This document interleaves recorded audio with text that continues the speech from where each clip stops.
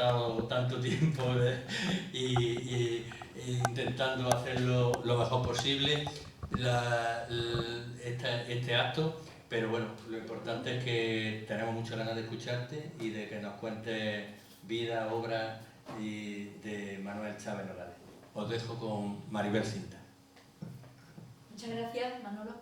No sé si hace falta esto porque he sido profesora toda mi vida y entonces me abastezco de mi propia voz. Si no me oís, pues entonces, o si no me expreso bien claramente, pues utilizo el micrófono. Sí, utilízalo por la grabación. Es que la estamos grabando y luego se pone en YouTube. Lo digo porque si tengo que estar pendiente de cambiar eso, leer aquí, ponerme las gafas, no sé lo que puede salir. Bueno, es igual. Muchas gracias por vuestra asistencia y honrada de estar aquí en el Ateneo de Mairena, que bueno, los de Tomares estamos un poco celosillos de la cantidad de cosas que hacéis y nos gustaría ser como vosotros cuando seamos mayores, a ver si lo conseguimos. Yo de todas formas ya he estado aquí en este Ateneo. Lo que pasa es que entonces no se conocía mucho a Chávez Nogales y no sé si pasó un poco desapercibido. Yo hoy me planteaba, ya se habla tanto de Chávez Nogales y hay tal cantidad de... Esto que he traído aquí es una muestra muy pequeña de bibliografía. Podría haber traído 3 o 4 maletas más llenas de cosas relativas a Chávez Nogales. Entonces, la verdad es que no sé cómo abordarlo. Se me ha ocurrido que voy a pasar rápidamente por su vida, luego voy a contar algo relacionado con Chávez Nogales y Tomares, aunque parezca un poco extraño, y al final os hablaré de las nuevas ediciones de Chávez Nogales. Entonces, primero vamos a hacer un repaso, por si alguien no conoce la vida o por si le interesa algún dato de este personaje. Vamos a ver cómo nos arreglamos. Tiene que poner te lo cambia ella. Sí. Bueno, lo primero, da igual, ya no me importa hablar de pie, casi estoy más cómoda porque veo de lo que tengo que hablar, ¿no? Este es el joven Chávez Nogales que nació en Sevilla, en la calle Dueñas, justamente en la espalda del Palacio de Dueñas. O sea, en aquella placita que hay delante del palacio, hay a mano derecha una casa, pues la pared de esa casa se mete en el jardín de Dueñas y esa pared linda con la casa donde nació Chávez Nogales. De manera que Chávez Nogales compartió tabique de separación con Antonio Machado, aunque Machado estuvo 25 años antes que él. Y a mí siempre me gusta fantasear con la idea de que a lo mejor alrededor de 1900, Chávez tenía 3 años, Machado 25, y otro personaje más del mundo de las letras, Juan Ramón Jiménez 15, y pudieron encontrarse en esa plaza en algún momento, pudieran haberse encontrado, sobre todo con Juan Ramón, que vivía, comía en el Rinconcillo, que está muy cerca, y vivía también en la zona. Porque esa zona donde nació Chávez Nogales, Juan Ramón la caracterizó como el limbo de los pintores. Era una zona que estaba llena de estudios de pintores finiseculares, de la pintura realista sevillana, como Villegas, como Pinelo, como el propio padre de Chávez Nogales. Ahí os he traído una muestra de su formación inicial, ¿no? Como pintor, y muchos pintores vivían en la zona y tenían estudios allí en la zona. Actualmente una casa, un palacio, el Palacio de los Sánchez Dal, que actualmente es una residencia de ancianos, se alquilaba por habitaciones y estaba alquilada a los pintores del momento, ¿no? Y en esa zona pues es donde el niño Chávez Nogales pues se crió, digamos. Aunque su padre murió en el año 14, en 1914, y la familia tenía la costumbre de irse de la casa donde vivían cuando moría alguien de la familia. De manera que alrededor de 1914 ya la familia ya no está en la calle Dueñas, pero sí en calles próximas de la Alameda, para terminar en la calle Jáuregui. La calle Jáuregui, que está un poco más alta en el paisaje sevillano, y desde donde Chávez Nogales compuso su primer libro, que fue La ciudad. La ciudad de Sevilla, y cuenta, nada más se abre el libro, aparece el autor, es un ensayo, y dice: apoyado en los pretiles de las azoteas, contemplo la ciudad de Sevilla, y comienza a hablar de la ciudad, y como si lo estuviera viendo, ¿no? desde esa zona algo más elevada y algo más privilegiada. Esta fue la primera obra que escribió Chávez Nogales cuando tenía 17 años, porque él empezó a trabajar en la prensa muy, muy jovencito, con 12 años. Ya hay alguna foto en que aparece como integrante de la redacción del Liberal. Su padre, Manuel Chávez Rey, era el director del Liberal, y su tío, José Nogales, fue también director del Liberal. Entonces, hay alguna foto anterior a esta. Aquí tiene 20 años, lo tenemos en la fila segunda, empezando por arriba, con pajarita, pero mirando al frente, mirando al horizonte, no al frente. Todos miran al fotógrafo, menos Chávez Nogales, que mira al horizonte, muy joven, en el año 20, cuando se va a Madrid a buscarse la vida como periodista. Ese periodista que se había gestado en Sevilla, como vengo diciendo, en la redacción del Liberal y en la redacción del Noticiero Sevillano, donde trabajaba su padre. Chávez siempre tuvo una vocación periodística muy marcada, y realmente se matriculó en la Universidad de Sevilla, pero aprobó 2 asignaturas y dejó los estudios, porque lo que le interesaba era el periodismo. Y el periodismo no local, a pesar de que su primera obra hable sobre la ciudad de Sevilla, pero tiene una visión de la ciudad de Sevilla distinta a la que tenían los escritores oficiales del momento, que se dedicaban a exaltar la ciudad de una manera un tanto empalagosa para él, para Chávez Nogales.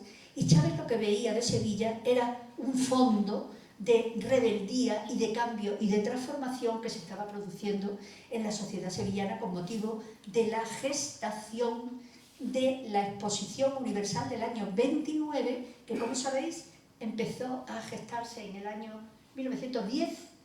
En el 16, 17 ya estaba la formación o la futura formación de la exposición, ya estaba avanzando mucho, pero creando grandes conflictos en la sociedad sevillana, porque había especulación del terreno, había problemas laborales, la industria pues azulejera, herrera, todos los trabajadores manuales comenzaban a pedir sus derechos, y estaban siendo contestados por la sociedad, ¿no? Entonces, en ese libro, La ciudad, Chávez, tan joven, tiene una visión muy crítica de la ciudad de Sevilla, en el sentido de averiguar las tensiones internas de la ciudad provocadas por este cambio que se está produciendo con motivo de la preparación de la exposición. Se va muy pronto de Sevilla, con 17 años, o sea, en el año 20, alrededor de 1920, pasa antes por Córdoba, donde pone en marcha, le piden que ponga en marcha un periódico, La Voz. Inmediatamente se marcha a Madrid. Una característica de Chávez Nogales es la desubicación laboral, o sea, si trabaja en Sevilla, vive en Córdoba; si trabaja en Córdoba, vive en Madrid; si trabaja en Madrid, vive en París o Londres.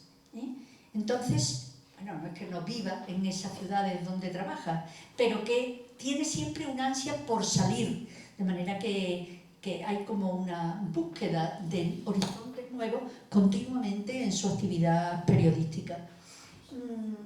Se va entonces a Madrid, y aquí, aunque parece un señor mayor, en realidad es del año 22, 23 esta foto, pues tiene 25 años. Entonces, él había nacido, no lo he dicho, pero había nacido en el año 97, 1897. Llega a Madrid y busca trabajo, y lo encuentra en la redacción de un periódico que entonces tenía mucho público seguidor, que era Heraldo de Madrid. En esta imagen está en los bajos, en la zona de máquinas del periódico, con los trabajadores del periódico.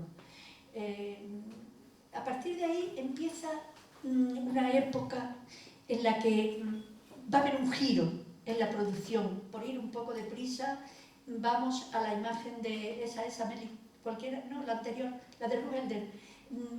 Esta chica, Rugelder, es una aviadora que viene a Madrid en el año 26-27 y al parecer había atravesado el Atlántico pilotando un avión. La mujer, o sea, los temas feministas empiezan a estar en la sociedad española y esta mujer pues comienza a tener un gran nombre y causa admiración en ese viaje que hizo desde Estados Unidos. Venía para aterrizar en Lisboa, pero se quedó en las Islas Azores porque tuvo un problema con el avión, pero el caso fue que fue reconocidísima y acudieron a Lisboa, que vino ya en un vuelo posterior, acudieron a entrevistarla pues los periodistas más aguerridos del momento, entre ellos, ahí lo tenéis, a Chávez Nogales, que se quedó prendado de Rugelder por su juventud, por su valentía, pero sobre todo porque notó que con esta presencia femenina se producía el fenómeno de la captación del público. El público se volcó con esta chica, que además era muy guapa, muy joven, y Chávez Nogales se dio cuenta de todo el mercado que había detrás de un fenómeno periodístico. Y además que ese mercado se había favorecido por el uso de un nuevo medio de transporte que todavía no se usaba, los periodistas no habían usado ni usaban en ese momento, que era el avión. Entonces aquí comienza el interés de Chávez Nogales por el avión, que propone a su periódico Heraldo hacer un viaje por Europa, nada menos.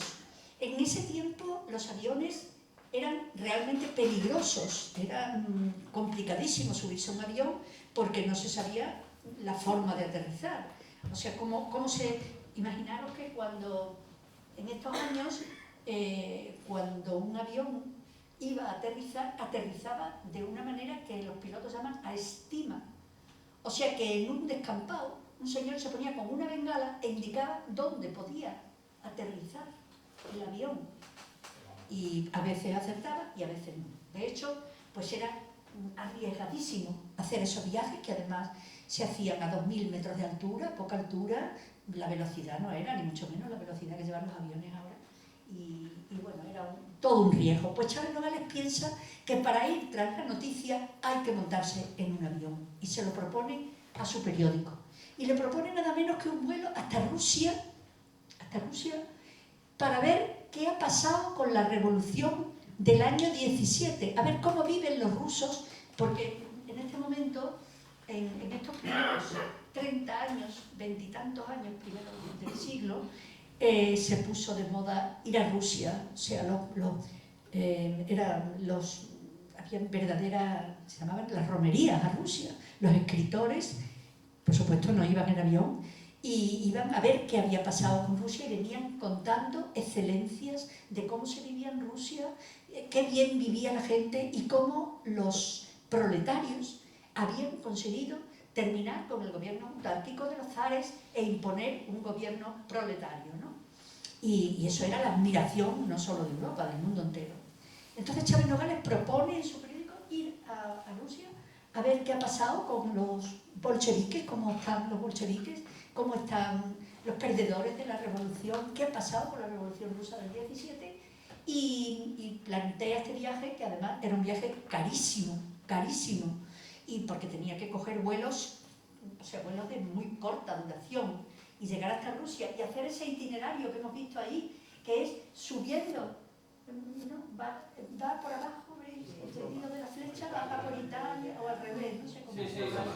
Pero veis que es una ruta complicadísima, con varios accidentes. Tuvo un accidente nada más salir de España, tuvo un accidente en Béziers, en Francia, y luego tuvo otro en el Cáucaso, se quedó perdido en el Cáucaso, ¿no? Esa historia la habréis oído contar alguna vez. Y allí estuvo un tiempo, hasta que pudo volver, y entonces volvió por Centro Europa, Alemania, Holanda, y hasta llegar a España, y contó sus impresiones, no solo de la vida en la URSS, sino en todos esos países que iba visitando. Y es curioso, porque quizá el primer periodista que pone en solfa la Revolución Rusa, o sea, el valor de la revolución, cuando tanta gente admiraba a los ídolos de la Revolución Rusa, a Lenin, a Stalin, a Trotsky. Chávez Nogales dice que el objetivo de su misión es ir a conocer a Trotsky, que ya estaba siendo repudiado por Stalin.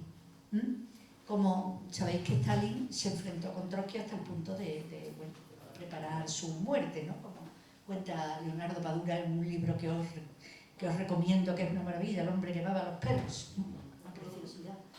Cuenta psicológicamente todo el proceso de Stalin, del stalinismo, y de la contestación de Trotsky y el ostracismo que Trotsky sufre. Cuando llega Chávez Nogales a Rusia, ya Trotsky está en Alma-Ata, ya lo ha desterrado Stalin, ¿no? Y entonces Chávez se permite criticar a Lenin y a Stalin, los primeros que ponen en solfa a estos líderes de la Revolución Rusa que tanta admiración está causando. Pues todo eso lo cuenta, ese viaje lo cuenta en Él escribe solo para la prensa, como os he comentado algunos ahí fuera. Chávez solo escribe para la prensa. Y publicó en la prensa La Vuelta a Europa en avión. Luego salió el libro que subtituló Pequeño burgués en la Rusia Roja.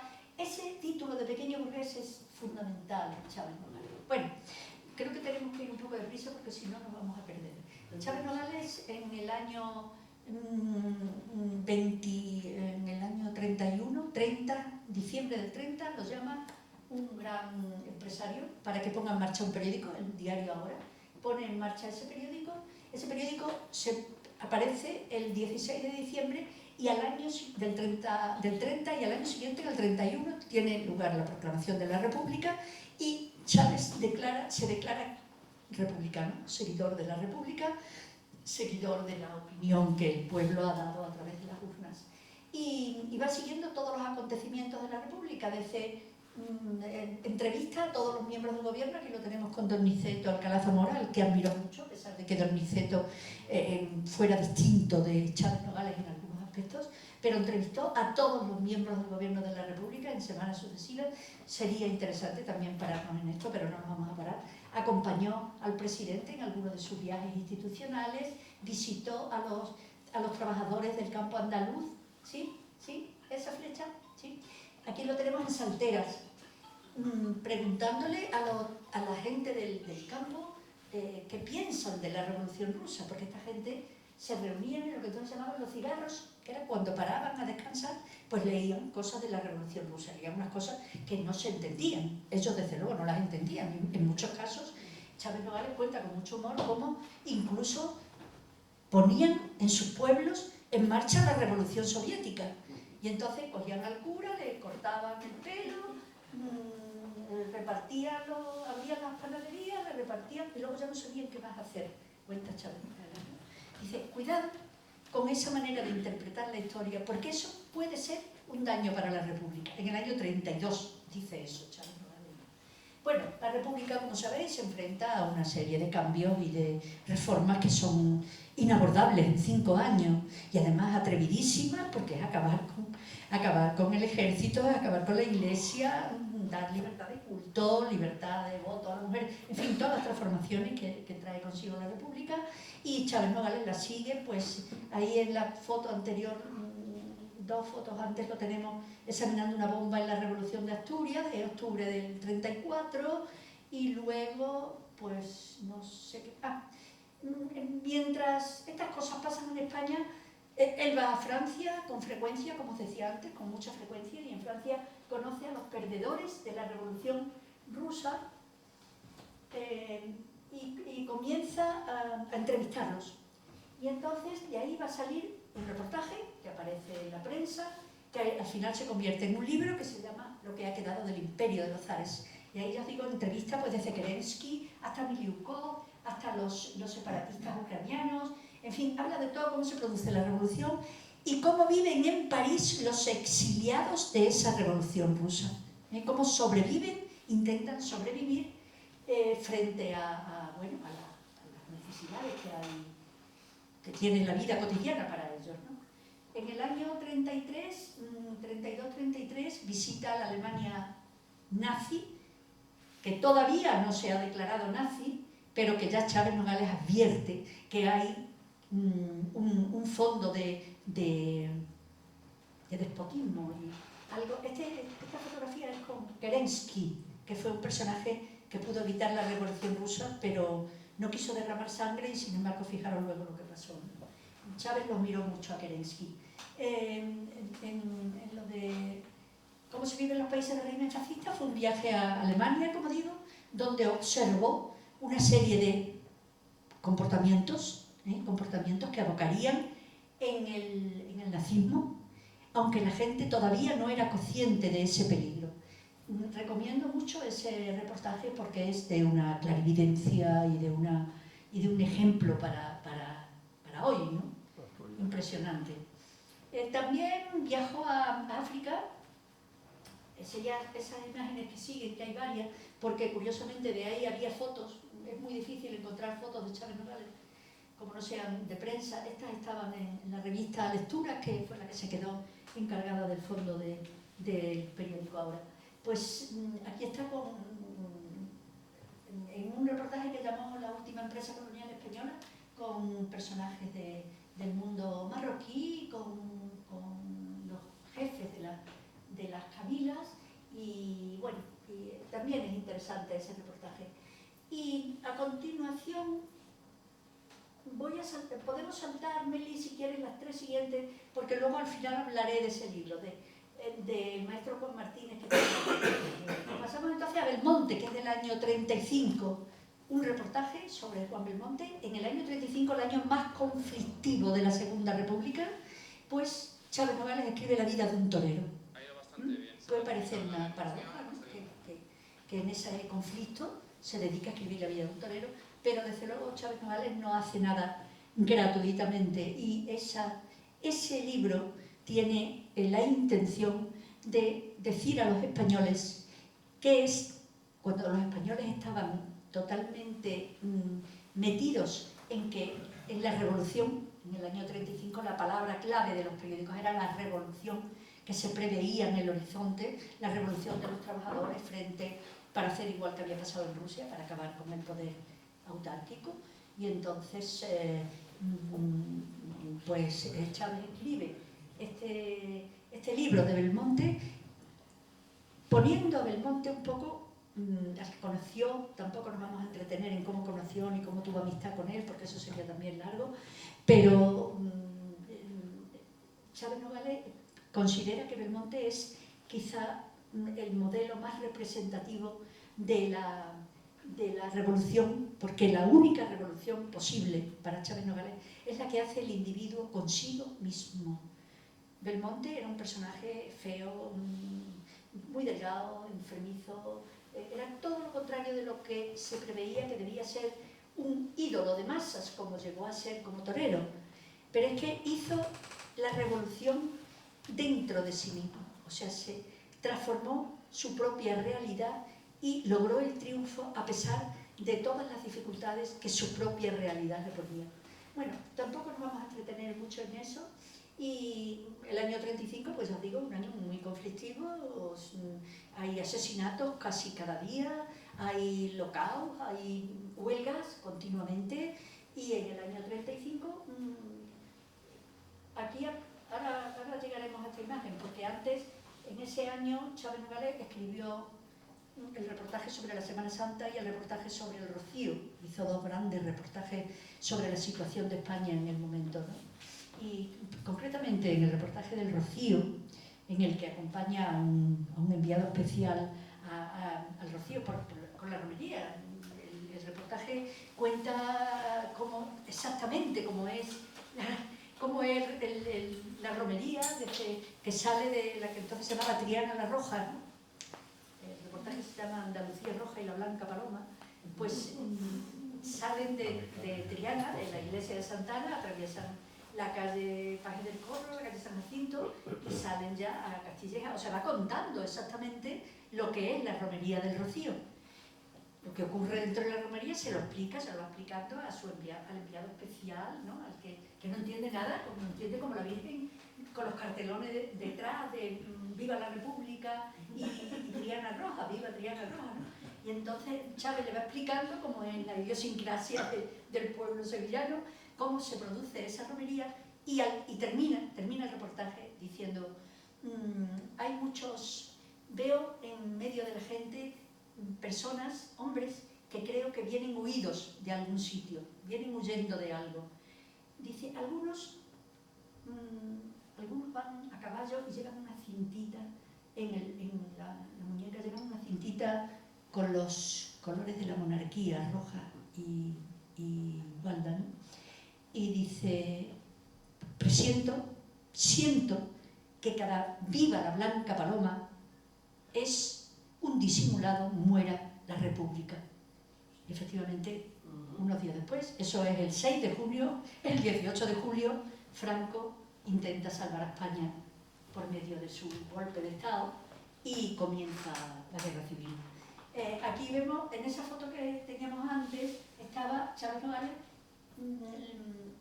se había ido a Londres y cuando vuelve se encuentra que el periódico está confiscado por las Juventudes Socialistas y entonces esos chicos de las Juventudes Socialistas lo nombran director, hacen una elección rápidamente, lo nombran director del periódico y aquí tenemos a Chávez Nogales, que es el único que tiene corbata, que recibe cada tarde a los milicianos que vienen del frente. No sé si sabéis que al frente iban en taxi y volvían por la noche, volvían los que estaban en el frente y le contaban a Chávez todo lo que pasaba en el frente. Entonces él contaba en el periódico, hablaba en el periódico y escribía, no él, sino alguien, porque ahora hay una polémica sobre eso, que escribió unos editoriales muy atrevidos, cosa que no es cierta. Él no escribió esos editoriales, sino que estuvo en total desacuerdo con el extremismo al que se llegó por parte de los milicianos que dentro de la redacción del periódico pues ponían la pistola encima de la mesa y decían lo que había que hacer, ¿no? Cuenta uno de los periodistas que estuvo con Chávez Nogales, y por otra parte pues estaba los generales de Franco, que habían hecho el golpe de Estado y que estaban causando toda esta situación terrible que se estaba produciendo en España. Esto está contado en La defensa de Madrid, que es un libro aquí quizá, La defensa de Madrid, que se publicó en un periódico inglés, en Evening Standard, y habla del general Miaja. El general Miaja fue el que dirigió la defensa de Madrid, ¿no? El que desde su búnker en el Ministerio de la Gobernación creó un gobierno de gente del pueblo y mantuvo toda la violencia que se estaba desarrollando en Madrid en esos primeros tiempos de la guerra civil y mantuvo también la organización que llevó a que la defensa de Madrid durara 3 años, ¿no? La defensa de Madrid duró 3 años hasta que finalmente pues, Franco terminó con todo esto y estableció su gobierno. Vamos a ver, Chávez Nogales tiene que salir de España como tantísimos españoles y se va a Francia. Justamente en el camino hacia Francia escribe este libro, A sangre y fuego. En unas condiciones dificilísimas llega a Francia y finales del 36, principios del 37. El libro está escrito en esas fechas, hasta mayo del 37. Y sin embargo es un ejemplo de cómo se puede escribir sobre una guerra, sobre los avatares de una guerra tan terrible, sin rencor, y con una belleza de expresión extraordinaria y con una realidad de lo que estaba pasando en España fuera de serie. Por eso la importancia que tiene este libro y por eso la trascendencia de la obra de Chávez Nogales, sobre todo de este libro. Héroes, A sangre y fuego, héroes, bestias y mártires de España. Chávez Nogales estuvo un tiempo en Francia. En la imagen siguiente está su mujer en el sitio donde se refugiaron y bueno, allí estaba con su familia y por el día salía a buscar trabajo y consiguió trabajo en algunos periódicos franceses, muy elegantes, pero son exiliados españoles. A pesar de toda la vestimenta que llevan, son exiliados españoles.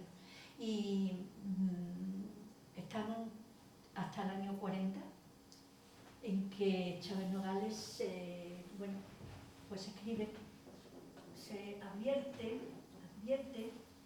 que está ocurriendo en Francia algo que luego va a ser lo que cause o lo que provoque el armisticio de Pétain con Hitler, ¿no?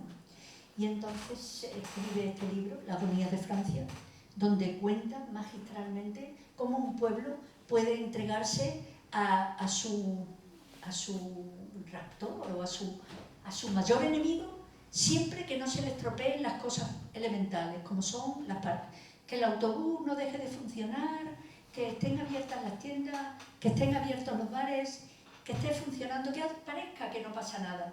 Entonces ahí ya no nos importa quién nos gobierne o quién esté dirigiéndonos. Y ese libro es otro libro que había que leer aquí todos los días. En el telediario pone un capítulo de este libro.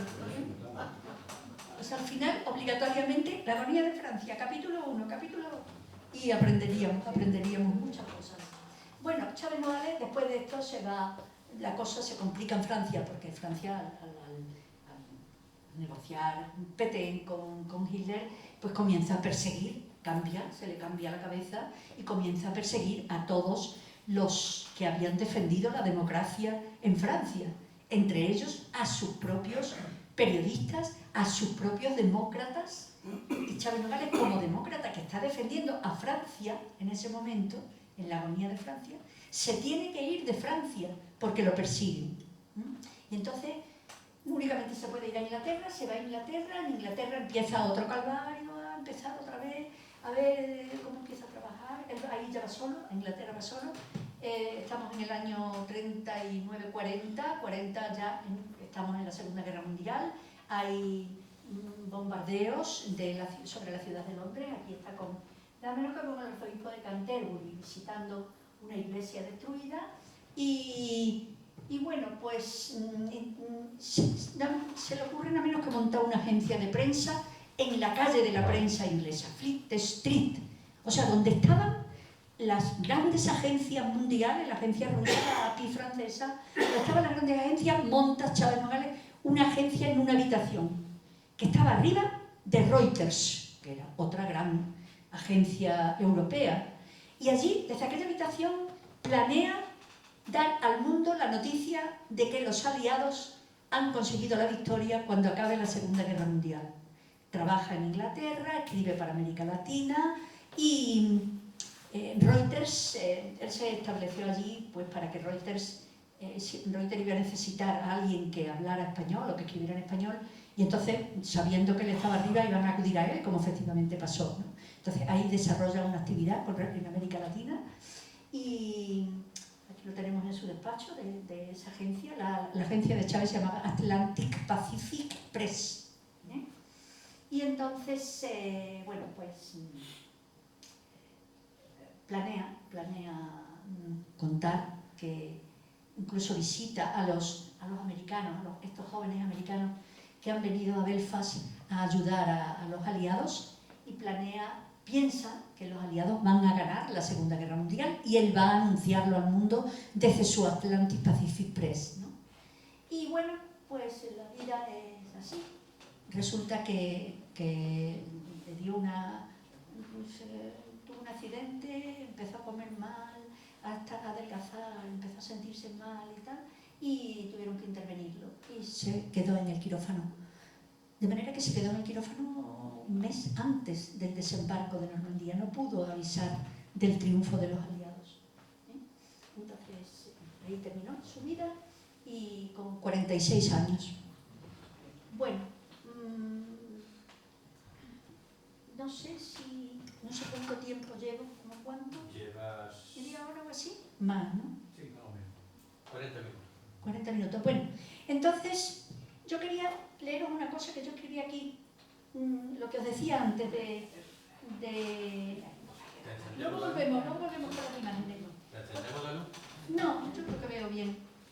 Pero para que no entretenerme mucho. La segunda parte os decía que tiene que ver con Tomares, ¿no? Se llama, el artículo este que escribí se llama Chávez Nogales tuvo patria en Tomares. el final de la agonía de Francia, la última frase dice: aún hay patrias en la tierra para los hombres libres, dijo él, cuando se encontró perdido en Francia y se tuvo que ir a Inglaterra, ¿no? Bien, con estas palabras concluye Chávez Nogales su prólogo de la agonía de Francia, cuando en el año 1940 ha de salir a un nuevo exilio, como os he comentado. Su primer exilio fue en el año 36, tras el alzamiento de Franco contra el legítimo gobierno de la Segunda República. La vida del periodista fue de corta duración, apenas 46 años. Una intervención quirúrgica, como os he comentado, en un hospital de Londres que intentaba salir adelante sobre los cascotes de las bombas alemanas en los últimos días de la Guerra Mundial, de la Segunda Mundial, cortó sus intenciones de pregonar al mundo, desde su oficina de Fleet Street, el triunfo de los aliados. Acompañaron sus últimos momentos Antonio Soto, la secretaria de la agencia, Francisca Lucián Carpeles, Frances Case, era su nombre de pluma. Su familia la familia de Chávez Nogales, cuando Chávez Nogales se va a Inglaterra, se refugió en El Ronquillo, el pueblo de Sevilla, donde recibieron la noticia del fallecimiento del padre. Quizá fue el primer sorprendido de la inminencia de su marcha en los momentos en que volvía la lucidez a su mente en aquel quirófano del Hospital Metropolitan Borouge de Chelsea. Incapaz de aceptarlo, seguía haciendo planes con sus más íntimos colaboradores y decía: si los españoles abusan alguna vez de la libertad, parece que fueron de sus últimas palabras, si los españoles abusan alguna vez de su libertad, démosles más libertad aún. Los males de la libertad solo con libertad se curan. Esto lo cuenta Soto, que estuvo a su lado, fue la única persona, junto con Frances Case, que estuvieron en sus últimos momentos. ¿Qué pensaría hoy Chávez Nogales si pudiera vernos y escucharnos sumidos en estériles competiciones, egos desatados por su posesión, confusos procesos de recuperación de su legado y descalificaciones sobre su desolada tumba de Kew, donde pasó casi 60 años? No sé si muchos sabéis que no tiene lápida, pues pasaron 60 años sin una flor, ni una visita, ni una evocación. Por tanto, Chávez Nogales, tras el levantamiento militar de Franco, pierde su primera patria. Bueno, vamos a adelantar un poco. La portada del periódico Ahora, vamos a adelantar esto un poco para no entretener más tiempo. En la Navidad del año 36, cuando el periodista salió a su primer exilio, dijo él, que salió cuando el terror no me dejaba vivir y la sangre me ahogaba. Salió, según su declaración, cuando el gobierno de la República perdió, por tanto, su primera patria. Como tantos españoles, se marchó a París, como ya os he comentado, en un arrabal de Montrouge, vivió 4 años, de diciembre del 36 a julio del 40. Hubo de reconstruir su vida y su profesión, pero nunca estuvo vencido. Peleó desde sus artículos de prensa por sus ideales de libertad, igualdad, laicismo, defensa de la inteligencia. Se identificó con los demócratas franceses hasta que Francia abandonó su carácter de defensora de la democracia y se entregó al opresor nazi. Como he contado, como he explicado anteriormente, lo contó todo esto en La agonía de Francia, que curiosamente se publicó por primera vez, se publicó en Montevideo en el año 1941. O sea, se escribió en el 40 y se publicó en Montevideo en el 41. Bueno, pues en España hubo que esperar hasta el año 2001, en que la Diputación me pidió la publicación, y yo lo hice a través de la Diputación, publiqué este libro, La agonía de Francia. O sea, mientras en Montevideo se publicó al año siguiente, en España tardó, no sé, 60 años. Y lo curioso es que se publicó en Montevideo, el que la publicó, pues lo hizo para que los jóvenes estudiantes de bachillerato supieran lo que estaba pasando en Europa, igual que ahora. No. Entonces, bueno, pues Chávez Nogales en Francia pierde también su segunda patria y se marcha a Inglaterra. Se tiene que salir de Francia y ir a otro exilio. Pierde, por tanto, como digo, su segunda patria. Va a Inglaterra ante la posibilidad de ser detenido por la Gestapo, que pasaba a dirigir los destinos de Francia. Bajo la mano del productor, un director de prensa de varias agencias de prensa, una en Estados Unidos y otra en París, que se llamaba Emily Redes, era un judío que venía de Hungría. Este hombre crea una agencia en París y en esta agencia pues, es donde trabaja Chávez en Francia y más tarde en Inglaterra. En esta segunda patria, ya os he contado, la patria de Francia la abandona, se marcha a Inglaterra y en Inglaterra muere en el año 44, con lo cual pierde también su tercera patria, ya no tiene patria, ¿no? Y entonces la vida como estaba contando antes, se le cerró en Londres y fue enterrado en el cementerio inglés de Kew, en Richmond, muy cerca de Londres, y su tumba, como he dicho antes, no tenía ni tiene aún una lápida ni señal alguna que lo identifique. Hay que acudir al libro de registro para saber que reposa bajo tierra en un espacio que está marcado por unas letras. Una semana después de su muerte, en el año 44, el BOE español publica su condena a inhabilitación absoluta y perpetua por parte del Tribunal para la Represión de la Masonería y el Comunismo. Chávez Nogales se había inscrito en la masonería en el año 27, nunca hizo ostentación, pero tampoco acicó, nunca de esa pertenencia a la masonería. El expediente de Chávez Nogales continuó abierto hasta el año 64, aunque había muerto en el 44, estuvo abierto hasta el año 64 y se le siguió buscando hasta ese año. Tampoco España fue su patria. Y ahora entra Tomares en acción.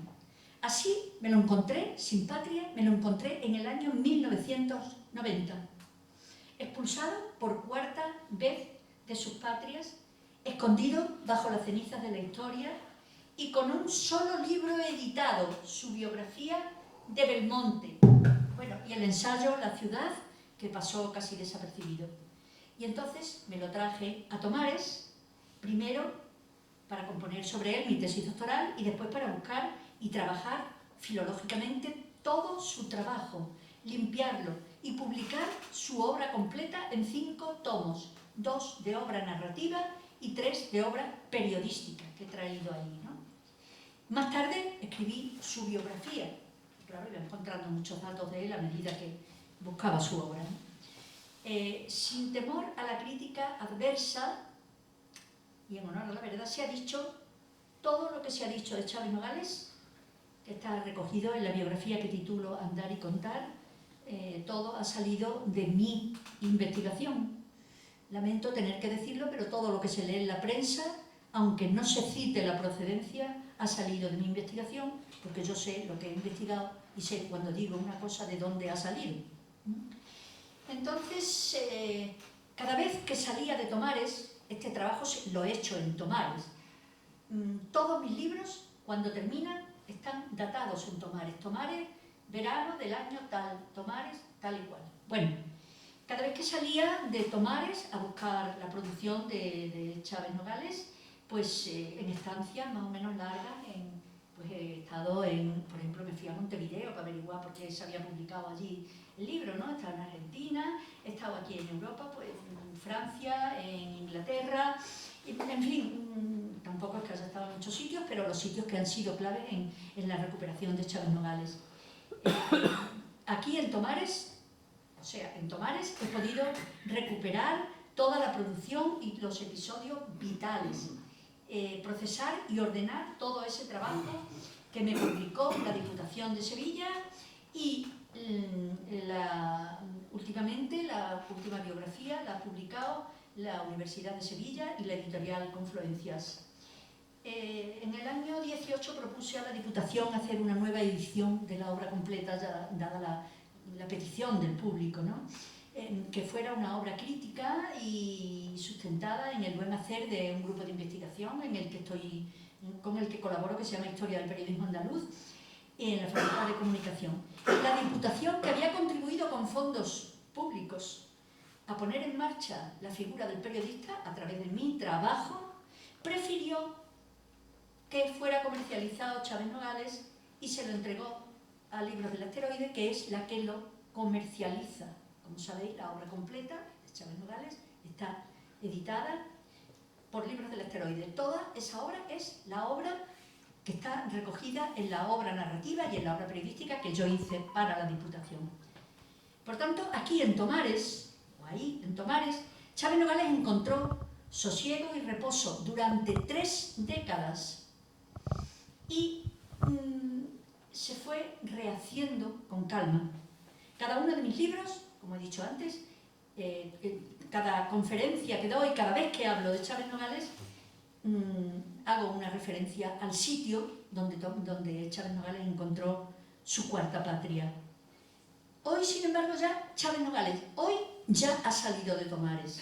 Su patria ahora es el mundo. Se le califica de periodista universal y su nueva patria puede llegar a ser Hollywood. Porque Juan Antonio Bayona planea hacer una edición, como sabéis, de cine de A Sangre y Fuego, y seguro que consigue un Oscar porque es un magnífico cineasta y porque la obra en la que se va a apoyar es una maravilla. Pero si el periodista pudiera, tal vez recordaría esos años de pausa entre 1990 y 1924, este año, en que tuvo patria en Tomares, donde fue respetado y comprendido, recuperado como el hombre de luz, lejos de esa referencia a una tercera España que alguien se ha inventado, pues como hombre de luz, que es lo que pregona el himno de Andalucía. Hombres de luz, que a los hombres, alma de hombre, hicieron colectivos. Bueno, con esto terminamos la segunda parte también. Otra cosa que quería comentaros es esta final. Bueno, aquí tenemos, si Meli quiere poner esta uy, perdón, tan cerca que no lo veo. Esto es un busto de Chávez Nogales que hizo Emiliano Barral, que fue el mismo que hizo el busto de Antonio Machado y de Pablo Iglesias, un gran escultor de la Segunda República, que fue encargado por el gobierno de la República de defender las obras del Museo del Prado. Sin embargo, murió en noviembre del año 36. Este iba todos los días al frente y volvía, y era de los que llegaban al despacho de Chávez a contarle lo que había ocurrido durante el día en las trincheras. Si leéis A Sangre y Fuego, hay un capítulo que se llama El tesoro de Briesca, que está escrito, leerlo desde la óptica de un amigo que acaba de perder a un amigo. O sea, Chávez Nogales acaba de perder a Barral. Y entonces, el tremendo dolor semejante al de Miguel Hernández cuando escribe a Ramón Sigé, ¿no? Pues es un capítulo terrible, pero lo que pasa es que en Chávez Nogales, en A Sangre y Fuego, cambió los nombres de los personajes y de los lugares, porque había peligro de represalias. Entonces, en el libro, Barral se llama Arnal, y Briescas es Illescas, que es el pueblo donde realmente ocurrieron los hechos. De manera que os repito, El tesoro de Briescas, leído desde esa óptica. Y este es el busto que le hizo su amigo Emiliano a Manuel. Lo hubiera traído si hubiéramos tenido protección, pensaba traerlo porque lo tengo yo en casa, es de barro, pero no me atrevía a traerlo porque es una joya y se podría golpear. Bueno, entonces, lo último, ya vamos al final. Aquí tenemos las nuevas ediciones que puedo enseñaros una de ellas. Hay 2 libros que he hecho ediciones facsimilares, de ellos, y que cambian totalmente el panorama de la lectura. Uno de ellos es este, el maestro Juan Martínez, que estaba allí. Esto es una edición, por eso la charla se llama Chávez Nogales tal como quiso contar. Aquí se desvela. Esta edición es exactamente la que salió en la revista Estampa, con fotos y dibujos. Los dibujos eran de Rivero Gil, que era un compañero de la redacción, y las fotos son de Martínez, de Sole, de Martínez y Sole, hablando con los bolcheviques, de las calles por las que transitaban, cómo vestía la gente, cómo vestía la gente de la nobleza rusa, en fin, una maravilla de imágenes que estaban totalmente perdidas dentro de la revista Estampa y que, bueno, que en esta edición facsimilar podéis contemplar. Si alguno vais a ver al maestro Juan Martínez, veréis que Martínez era mucho más joven que Reyán. Reyán es un gran actor, pues tiene 82 años, Martínez podía tener 21 o 22, ¿no? Entonces, aquí podéis encontrar las fotos auténticas de Martínez, porque Martínez existió de verdad. Fue un bailador de flamenco que Chávez conoció en París y que le contó cómo había sido su estancia durante la Revolución Rusa. Entonces Chávez se quedó prendado no solo del personaje, sino de cómo lo contaba, cómo contaba la Revolución Rusa, como un acontecimiento que había conmocionado y ha conmocionado y ha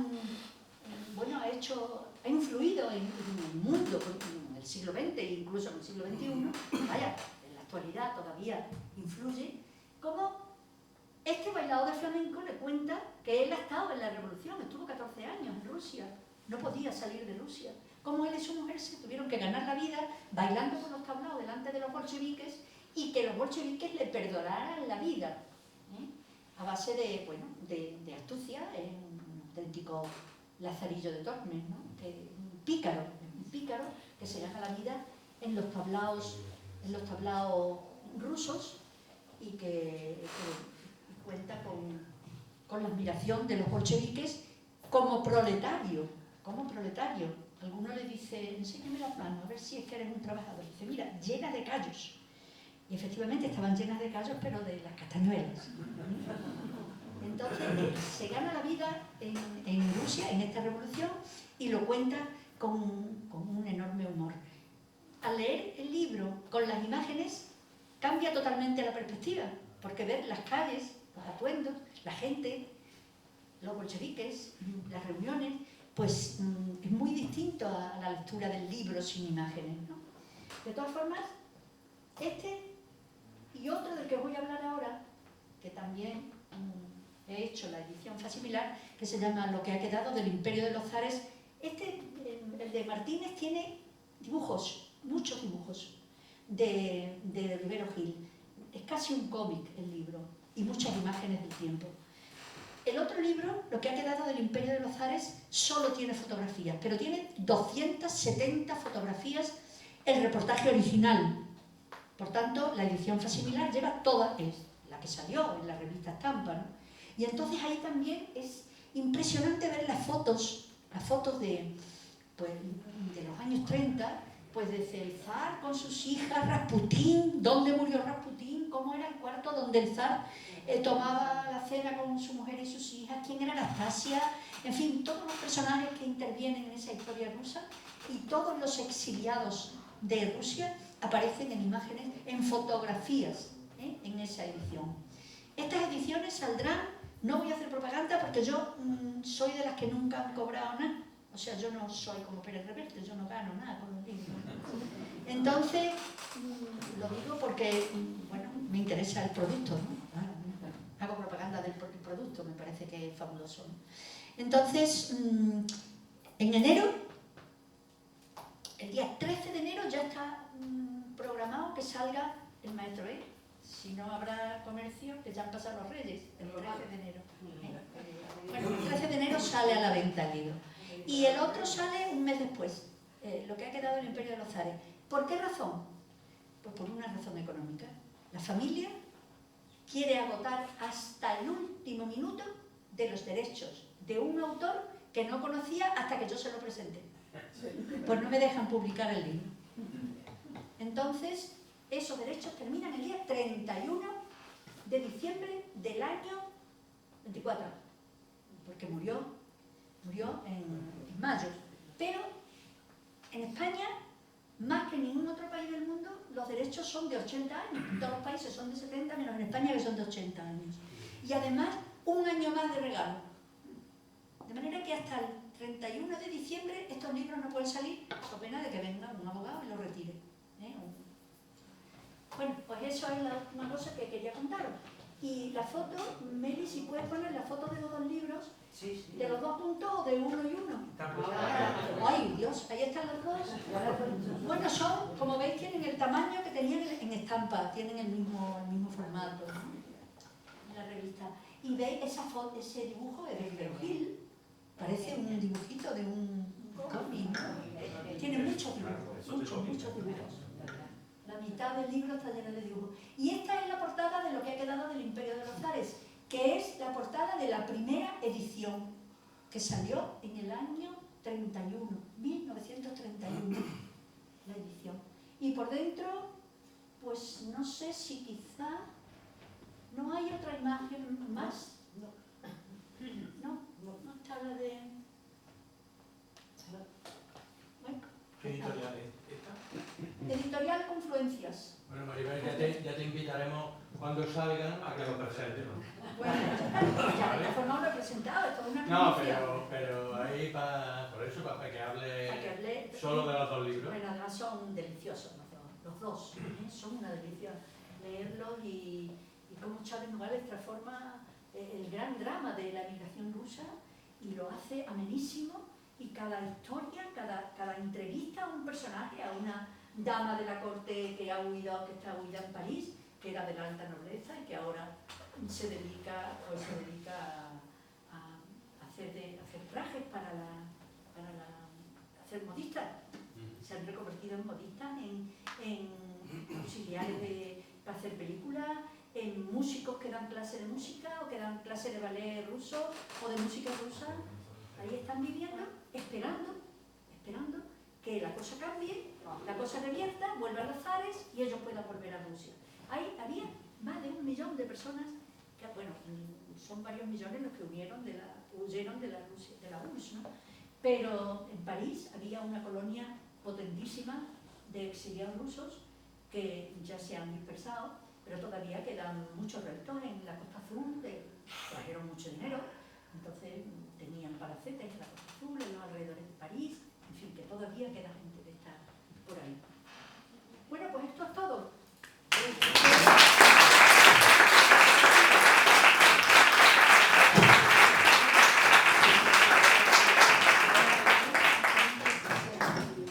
¿Alguien quiere hacer